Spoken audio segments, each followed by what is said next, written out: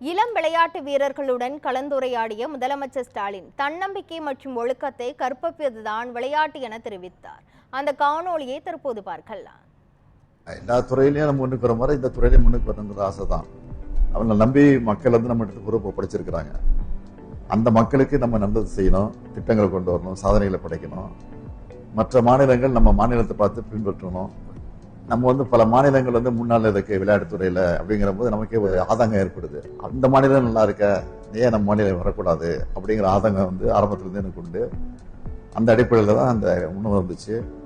அந்த அடிப்படையில் தான் இன்னைக்கு வந்து செஞ்சுக்கிட்டு இருக்கோம். நான் இப்போ இங்கே இந்த ஃபங்க்ஷன் வரும்போது பார்த்துட்டே வந்தேன். ஒரு 25 இடத்துலயாவது 25 பேராவது ஃபோனை பார்த்துக்கிட்டே ஃபிளாட்டாக நடந்து போயிட்டு இருக்கிறாங்க.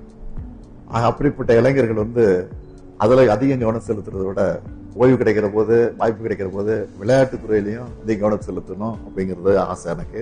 நாங்கள் முழு அரசியல்வாதியாக தான் இருக்கிறேன், உங்களுக்கு தெரியும். இப்படிப்பட்ட அரசியல்வாதிகள் எத்தனையோ தோல்விகளை நாங்கள் சந்திச்சிருக்கிறோம். ஆக தோல்வியை கண்டு துவண்டு விடக்கூடாது. அந்த தோல்வியை படிக்கட்டா நினைச்சுக்கிட்டு நம்ம அதில் ஏறி தான் போயிட்டு இருக்கணும். அது மாதிரி தான் விளையாட்டு வீரர்களை பொறுத்த வரைக்கும் ஏதாவது வெற்றி பெற முடியலையே அப்படிங்கிற ஆதங்கம் வந்துடக்கூடாது, ஏக்கம் வந்துடக்கூடாது. அதை விடாமுயற்சியா நீங்க பண்ணி இந்த அளவுக்கு வெற்றி வந்திருக்கிறீங்க. அதே போல மற்ற வீரர்களும், வரக்கூடிய விளையாட்டு வீரர்களும் அதையே பின்பற்ற வேண்டும் என்பதுதான் என்னுடைய ஆசை.